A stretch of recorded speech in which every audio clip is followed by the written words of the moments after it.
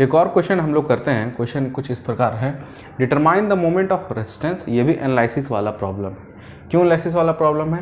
क्योंकि यहाँ पे फाइंड आउट करना है मोमेंट ऑफ रेजिस्टेंस। जब भी लोड निकालना रहे, मोमेंट ऑफ रेजिस्टेंस निकालना रहे, तो क्वेश्चन किस प्रकार का हो जाता है? एनालिसिस वाला प्रॉब्लम। और गिवन डाटा इसमें दिया हुआ है आरसीसी बीम का 350 × 550 इफेक्टिव। क्वेश्चन में लिखा हुआ है ये जो डी है ये इफेक्टिव डेप्थ है, ओवरऑल डेप्थ नहीं है। यानी कि ओवरऑल डेप्थ में अगर इफेक्टिव कवर हम लोग हटा दें तो जो डेप्थ बचता है उसको इफेक्टिव डेप्थ बोलते हैं, स्मॉल डी 550 mm, ठीक है। And is reinforced with 3 bars of 20 mm dia. इसमें रेनफोर्समेंट जो लगा है, टेंशन में जो स्टील लगा है, 3 नंबर ऑफ बार्स लगा है, 20 mm डाया का लगा है, ठीक है। The permissible stress in concrete and steel are 7 N/mm² and 230 N/mm²। Take m equals to 13.33। Permissible stress जो है डायरेक्ट ग्रेड ऑफ स्टील और ग्रेड ऑफ कंक्रीट नहीं देके, यहाँ पे क्वेश्चन कुछ इस प्रकार भी हो सकता है कभी कभी, जहाँ पे ग्रेड ऑफ स्टील के जगह वहाँ पे परमिसिबल स्ट्रेस इन स्टील कितना होगा, ग्रेड ऑफ कंक्रीट के जगह परमिसिबल स्ट्रेस इन कंक्रीट कितना होगा, ये वैल्यू आपको और आसान काम कर दिया, ये दे दिया है। तो हम लोग को क्या करना है? मोमेंट ऑफ रेजिस्टेंस निकालना है। तो हम लोग क्या करेंगे? सबसे पहले इसका जो स्टेप्स था, स्टेप्स उसी तरह अभी भी रहेगा। इसमें सबसे पहले फाइंड हम लोग करेंगे क्रिटिकल न्यूट्रल एक्सिस कितना है, ठीक है। सॉल्यूशन में क्रिटिकल न्यूट्रल एक्सिस कितना है। डाटा कुछ लिख ले कि गिवन क्या क्या है। गिवन है, given b equals to 350 mm, small d equals to 550 mm, area of steel AST 3 numbers और 20 mm डाया बार का। तो AST को हम लोग कैलकुलेट कर लें अभी यहीं पे, बाय 4 × 20 का स्क्वायर, ठीक है।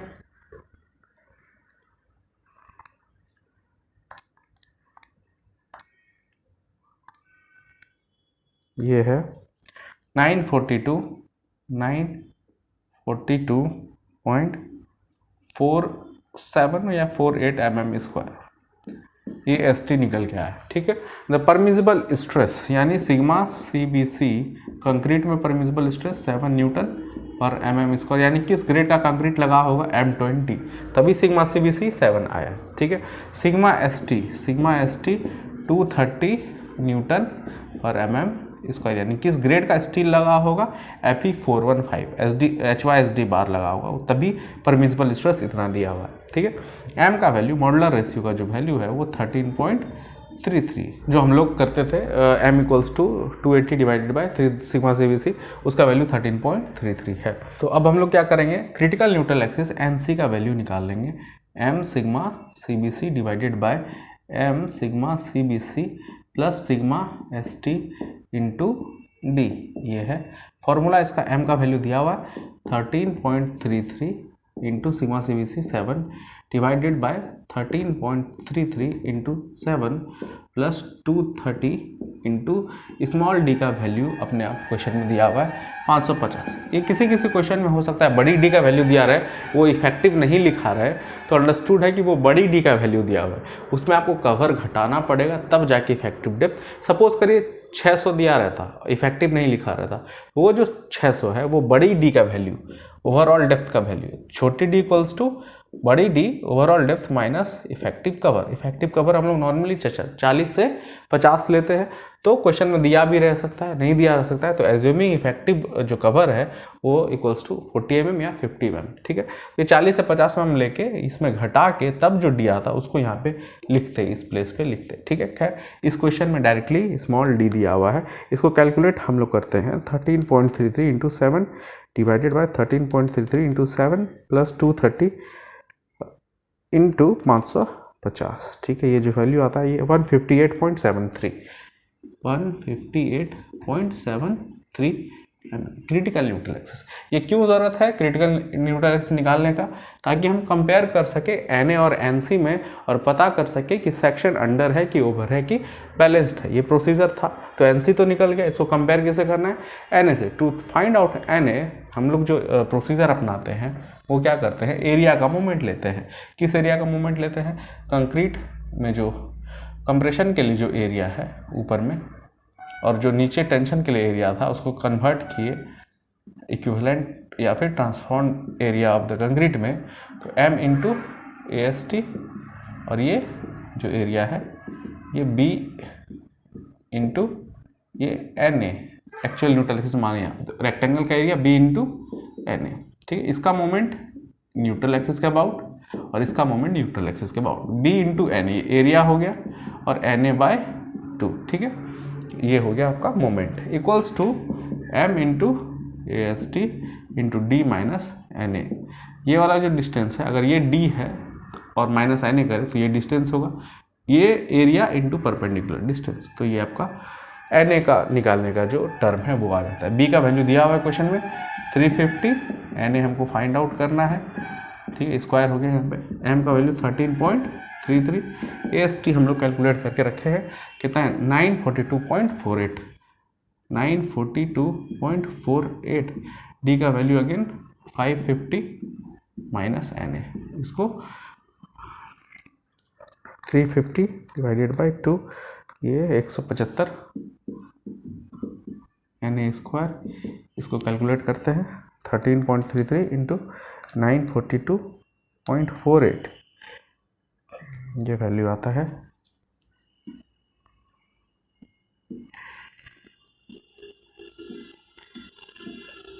इसको पहले कर ली, उसके बाद इसको करते हैं इंटू 550, ये वैल्यू आता है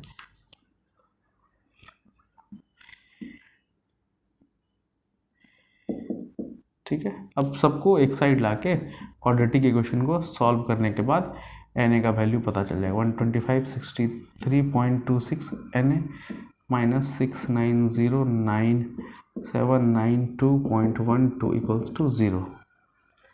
इसको सॉल्व करते हैं 175 125 63.26 माइनस 6909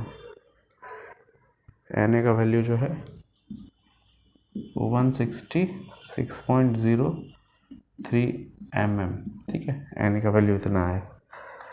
अब NA का वैल्यू आ गया, NC का वैल्यू आया, अब खुद कंपेयर करिए कि सेक्शन कैसा है, अंडर है कि ओवर है कि बैलेंस्ड है। जो हम लोग पिछले कुछ लेक्चर्स में पढ़े हैं, अगर NA का वैल्यू ज़्यादा हो जाता है NC से तो सेक्शन कैसा हो जाता है, over reinforced. Hence NA is greater than NC, इसलिए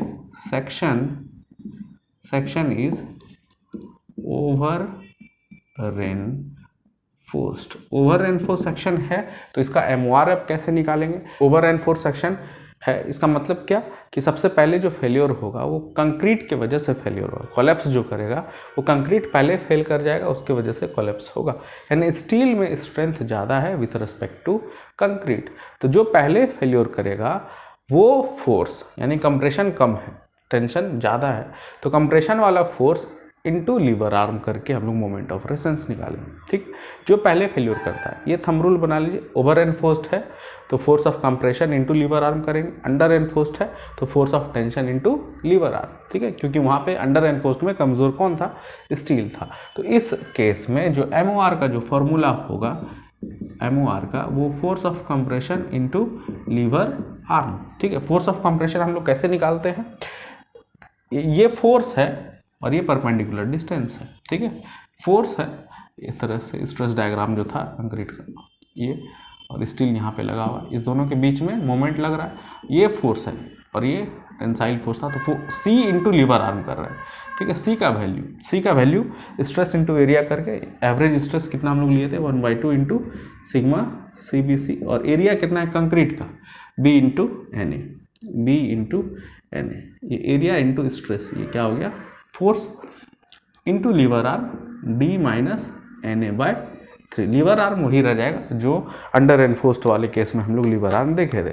अब सभी वैल्यू को पुट करिए और यहाँ पे कैलकुलेट हो जाएगा। MOR 1/2 सिग्मा CBC का वैल्यू 7, B का वैल्यू 350 है, ठीक है। उसके बाद NA का वैल्यू सब जगह यूज़ करना है, NC को बस रखे थे हम लोग कंपेयर करने के लिए वर्किंग स्ट्रेस मेथड में। 166.03 इंटू D का value 550 minus N A 166.03 divided by 3। इसको कैलकुलेट करिए और MOR आपका आ गया। ठीक है,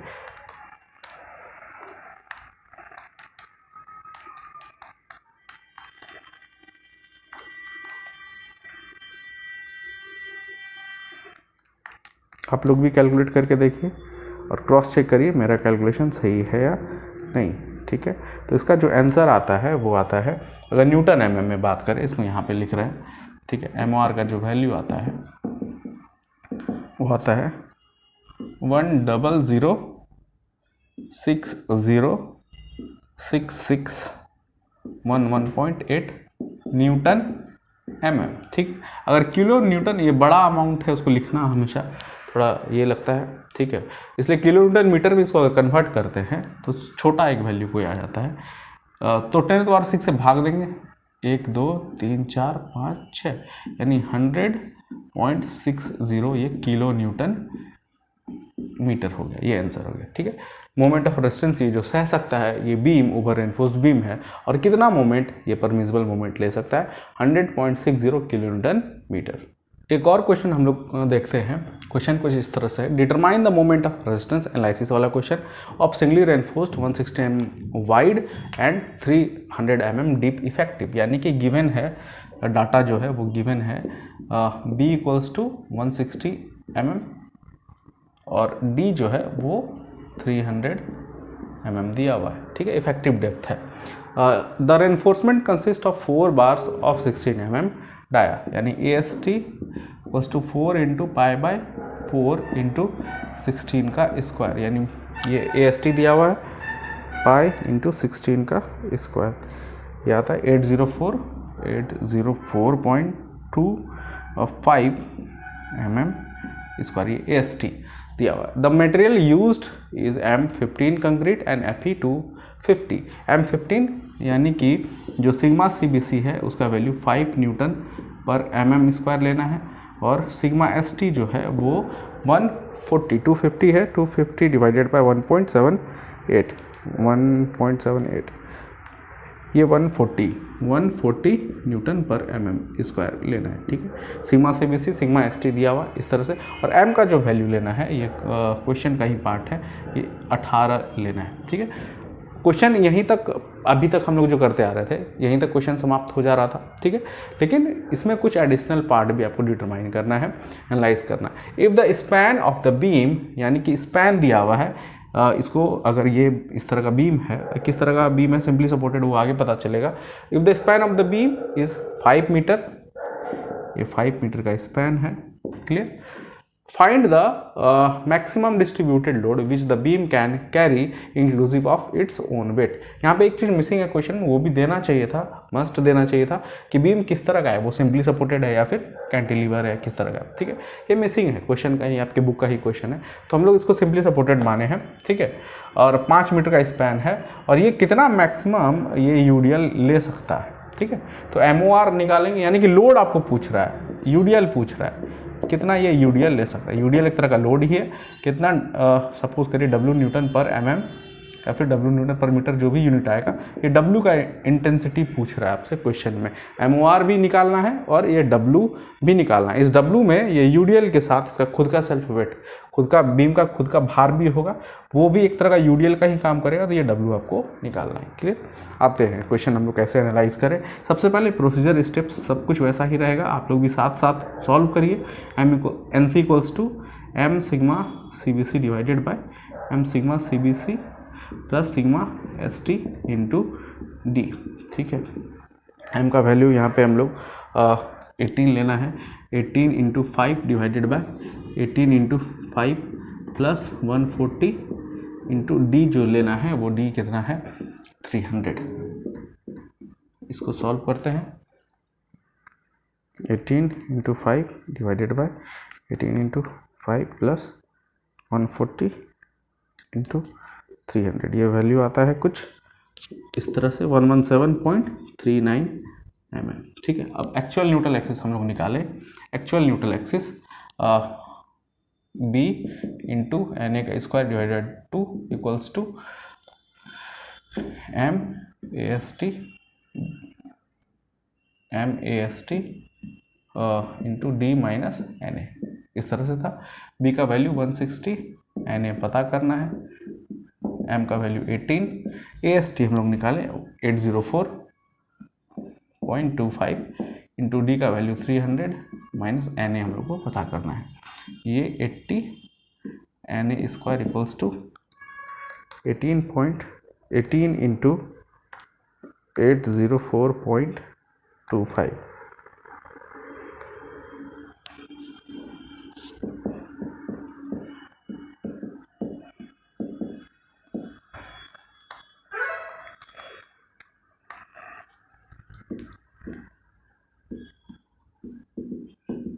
इसको सॉल्व करें।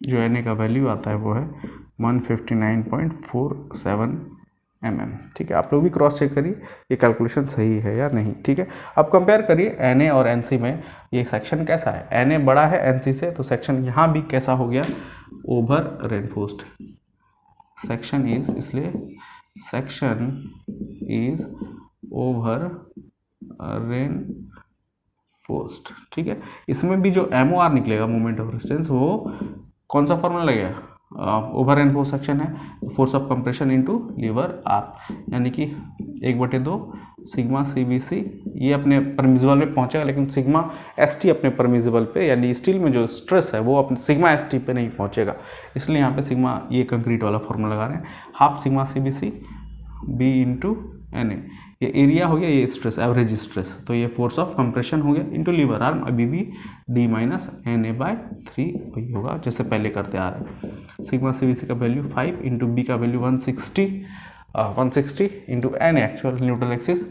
159.47 इंटू D का वैल्यू 300 माइनस NA यहाँ पे निकाले अभी 159.47 डिवाइडेड बाय 3। ठीक है, 0.5 into 5 160 to 159.47 to 300 159.47।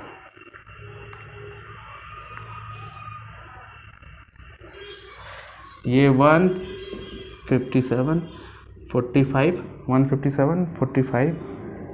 64 2.55 Newton mm। ठीक है, 157 45 64 2.5। ठीक है, ये न्यूटन mm आया, और इसको किलोन्यूटन मीटर में बताना चाहें 1 2 3 4 5 6, यानी कि 15.74 इतना किलो न्यूटन मीटर का आपका ये MOR मैक्सिमम जो परमिजिबल मोमेंट ऑफ रेजिस्टेंस है ये कैरी कर सकता है बीम। ठीक है, अब हम लोग निकाल रहे हैं क्या, कितना ये UDL कैरी कर सकता है, ये W का इंटेंसिटी। ठीक है, सिंपली सपोर्टेड बीम है, जो मैक्सिमम बेंडिंग मोमेंट का जो फॉर्मूला होता है इन सिंपली सपोर्टेड बीम, अगर UDL which is subjected to UDL which is subjected with UDL, तो जो MOR उसमें मैक्सिमम मोमेंट जो होगा, बेंडिंग मोमेंट इसको लिखे,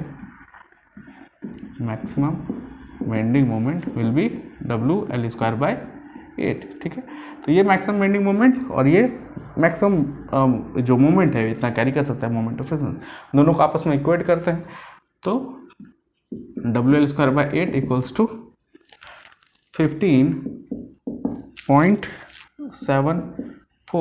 15.74 किलोन्यूटन मीटर। ठीक है, ये किलोन्यूटन मीटर वाले टर्म में है, तो यहाँ पे भी ये जो यूनिट आएगा ये भी किलोन्यूटन पर मीटर के टर्म में आएगा, L भी जो रखना होगा वो मीटर में रखना होगा। W equals to 15.74 into 8 divided by L का square, 15.74 into 8 divided by L कितना है आपका, इफेक्टिव जो स्पैन है वो 5 मीटर का है, 5 का स्क्वायर यानी कि 25।